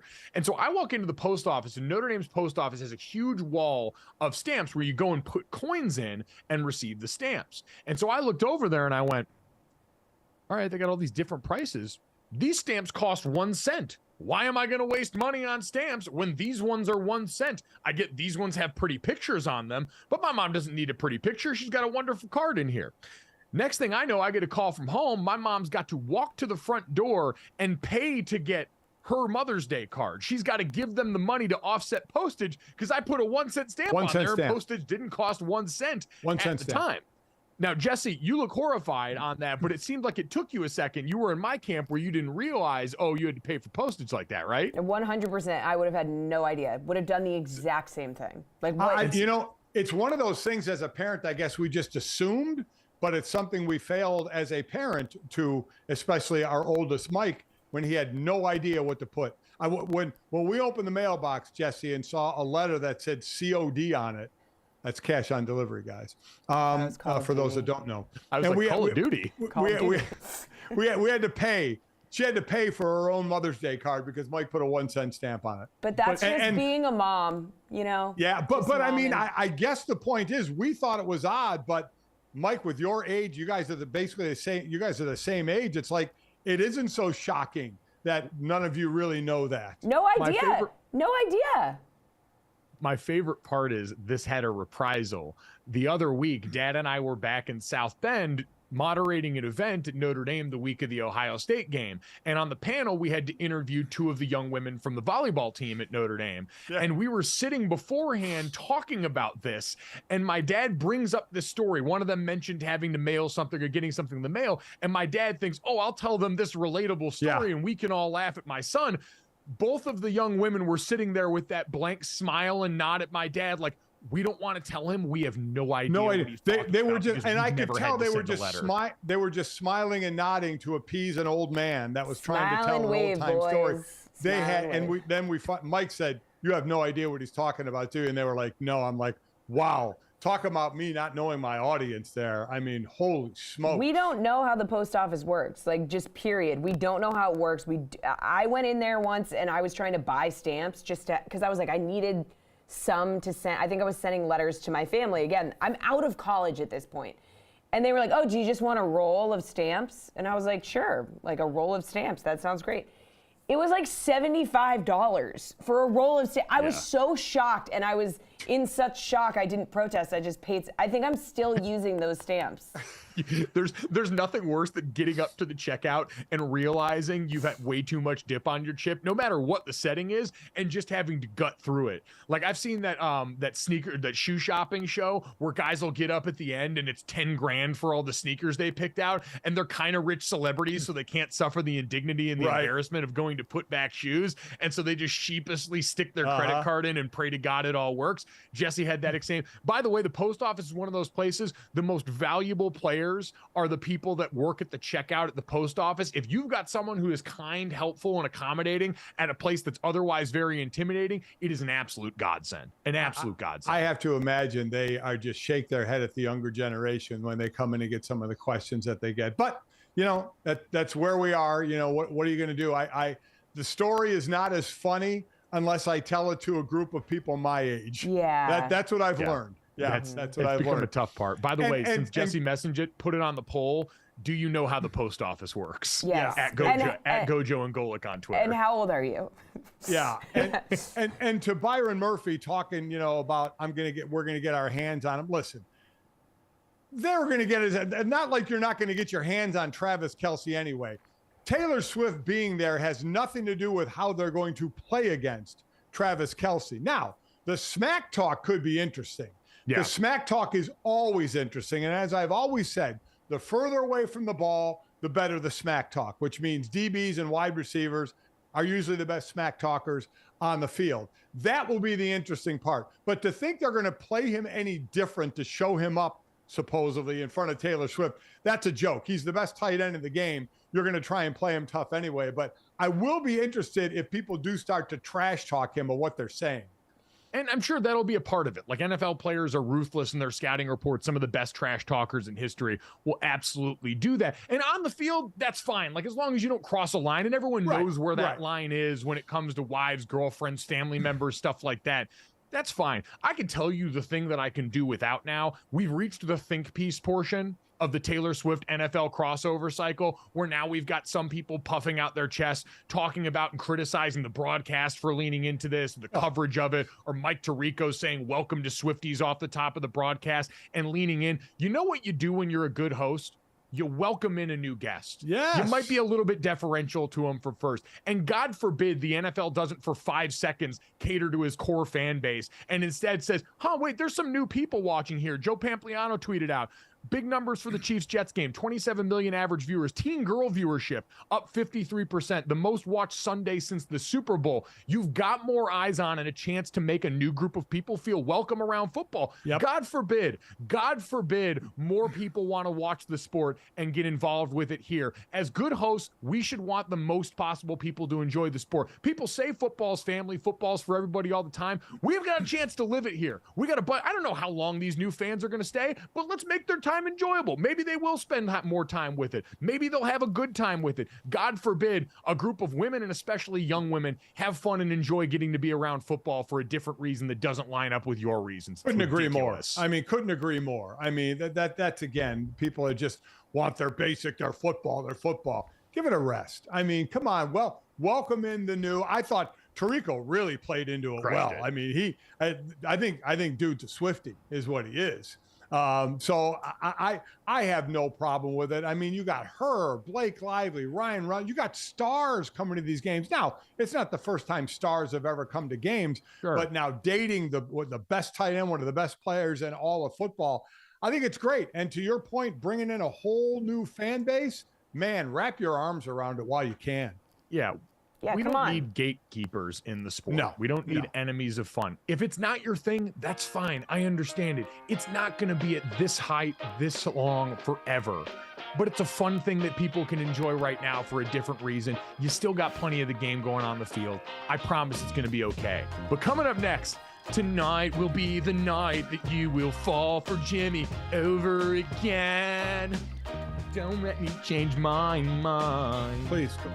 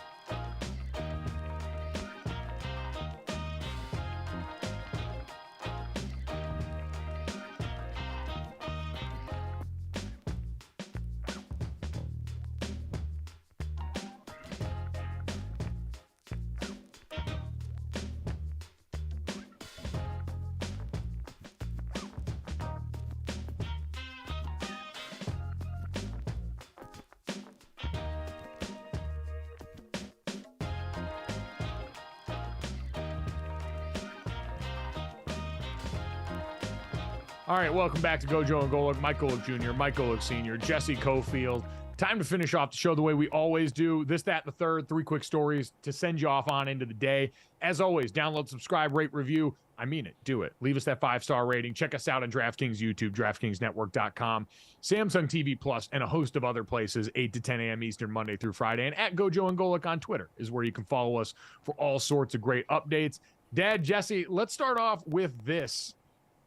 We came into today talking a lot about Monday Night Football and what went on with the Seahawks sacking Daniel Jones and the New York Giants 11 times in this game. Apparently, someone else noticed. Eric Armstead of the San Francisco 49ers tweeted during that game, "Daniel Jones, I'm so disappointed in you. Why would you throw the ball so quick versus us and let these people have a career day? Why weren't we deserving?" As Dad Eric Armstead jealously looking along inside his division at the 49ers or that Seahawks team that got to eat while the 49ers did not. Man, that's tough. You live the dream, when you're getting to the quarterback that much as a D lineman of just taking off and getting after the quarterback. So a little bit of jealousy on his part to how much Seattle got to eat in this one. Those days come along every now and then. As I said, you play long enough, sometimes you eat the bear, sometimes the bear eats you. And this was one of those where Daniel Jones was getting knocked around every which way, and every D lineman in the league was jealous of what Seattle was able to do in this game. Savage should tweet about it, though. Savage should tweet about it. Absolutely savage move, but he's jealous. Like, Dad, you said you got to live this. You were the team that sacked Troy Aikman in that game 11 times. What is the conversation like on the sideline right now? Are you guys just absolutely gassing anyone who hasn't managed to get a sack at that point in the game? Yeah, and I was happy to not be gassed because usually that's me. Golic, are you ever going to get near the quarterback? So if people, again, we had 11 sacks 1991, the first time we played Dallas. That year, Clyde Simmons led the way with 4.5 sacks. I had 2.5 of my 11.5 career sacks in that one game. Yeah, that's just one. Everybody wants to get a piece, right? It's kind of caving in on the Cowboys. Everybody's getting their shot. We were winning straight battles. We were running games. We were blitzing. We were doing everything. And it's one of those, by the next day in the film, if you're on the D-line, you better have at least one. You better have gotten into the action of it, because you get money for it back then. Big plays, you got $100. And B, it was just to be part of that group that someone was going to get involved and you were going to get some hits on the quarterback. I wonder if they still do pots like that now, considering guys are making like 7-figure salaries. I mean, you were making what, 62 grand at that point or in that range? Well, no, I mean, at that point in Philly, I was finally making maybe $200,000-$300,000 in that area there. And obviously Reggie and those guys were making a lot more than I was making, but nothing compared to today. It doesn't matter, Mike. You could be making millions. It's all about being in that film room and getting called up and handed $100 because you made a big play. The $100 is almost inconsequential at that point to some of the players. It's just the fact of, did you get a big play and how many did you get? Did you get 4, a sack? Clyde had 4.5 sacks. Do you force a fumble, you get money. A big hit, you get money. So how many times do you get to go up there and collect $100? Yeah, and especially when you've got that long plane ride going back for Seattle in this case, going back from New York all the way to the West Coast, I'd have to imagine there was money coming out on that plane ride there and a good bit of fun had on the ride home for those guys. So congratulations to them. I'm sure Eric Armstead and the 49ers will enjoy some success. I have a feeling over the course of this season, things might go their way for that plucky underdog team. Jesse, let's get to that. Jimmy Butler wins the internet for all of yesterday as media days in the NBA get going, but nobody does it like Jimmy Buckets. Yes, seriously, nobody does media day like Jimmy Butler. He debuted it's not just a new hairstyle, it's a new look. Check this out. You just have to see it for yourself. Like the whole lip ring is doing it. I gotta stay in character.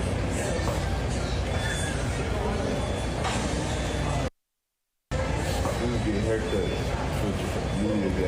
This is my Halloween. He said, "This is my Halloween," and the attention to detail is unmatched. I don't know if you guys can see it, but his fingernails are painted black. So he went the black fingernail paint. He got the perm done up, so he had it swooshed over the front, and he said, "I'm emo Jimmy right now." He played the full character in this one, Dad. He had the lip rings. I don't know if those are real. I don't know if those were just the ones that you put over the top there. But he went all the way in. Oh, thank God they're clip-ins. They were? Piercing has to hurt those like are crazy. They were, because I can't imagine a lip, because he had a lip and eyebrow. I looked at that before even I saw the hair and thought, oh my God, that would have to hurt. So I for sure, Jessie, they were clip-ins? I mean, listen, as someone who, was a middle school girl at one point, I can tell you they're clip-ins. Do I have this on fact? No, but So, and that's a good point, Dad. Me and Jessie came up when emo music was at its height in middle school. And that's exactly what he channeled here, the way he talked, the way he spoke. And you even saw the commitment to the bit around his teammates right there. He was not breaking character for anybody, Dad. Listen, I didn't get it. So, I mean, this is one of those that you guys are going to have to explain to me the whole emu just thing. Google, I like how you just said emu thing. That's an animal. This is emo. Emo, I'm sorry. Emu is an animal. You're right. Okay. It's emo. Just Google Fall Out Boy aesthetic. It will go a long way with helping you. Yeah, Google Dad, like Fall Out Boy aesthetic. And yeah. Dad, while you Google that and get up to speed on there, I'll read some of my favorite emo basketball combinations out there. Shout out to the GOAT Jasmine Watkins, Ball Out Boy, the band name there. I went Backboard Confessional. We got Dan Arestia with Taking a Charge Sunday. Wes Blankenship, Panic at the Free Throw. Art Vandalay says, tonight will be the night that I will ball for you. Kurt Filthy Kerr says, My Technical Romance. AJ Taylor for 3 Days Grace. Christopher Smith, the All-American Rebounds. It was a tour de force of old emo band names getting thrown out on the internet yesterday. It was phenomenal. Lost. Completely. This one, I mean, I will admit, just completely over my head on it. Didn't know about it. Didn't know about the genre of music. No idea. I'm here to admit it. Listen, I don't know everything. That's for sure. Have no idea what this was. You know what? And you know what? It's a good reminder. Like we talked about with the Taylor Swift stuff before, not everything is for everyone. Sometimes it's okay to just throw your hands up and say, hey, this is not for me. Not something I need, but I love that for the rest of you guys. And for those of us around the age of 34, yesterday was God tier day on the internet. I love Jimmy Butler. He did the extensions and the braids last year, Dad. Right. Going into this. He enjoys the hell out of media day. James Harden doesn't like going to media day, likes causing a stir with his team. Jimmy Butler, whose team is swirling at the center of all of this controversy, all the talk about the trades between the Portland Trailblazers and the Bucks, and he decides he's just going to have a great hair day, showing up for everything there. Dad, let's finish off with the third on media day. All right. Kawhi Leonard, NBA superstar and a very hard guy to get to know or feel like we get to know. Yes. The subject of a lot of meme culture. The one time Kawhi Leonard decided to go and laugh and have a good time in front of everybody, we turned his laugh into a soundbite. Everybody in sports media made fun of it. And we said Kawhi Leonard was never going to laugh or smile again. And it's right, Dad. Take a look at this video of Kawhi Leonard from Media Day yesterday, where the photographers are asking him, begging him, imploring him to smile. And this is about all they can get.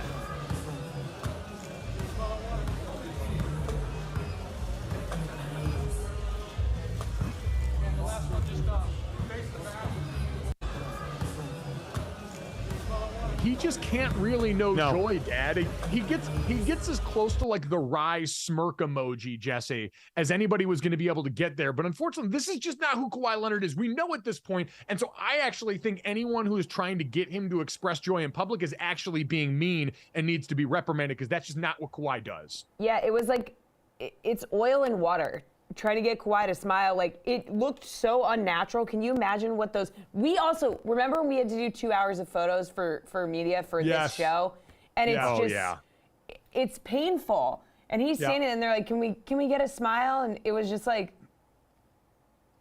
it's painful if you don't mind smiling, let alone if you don't want to smile. And he certainly wasn't smiling real quick about the load management rule the NBA might put in place now.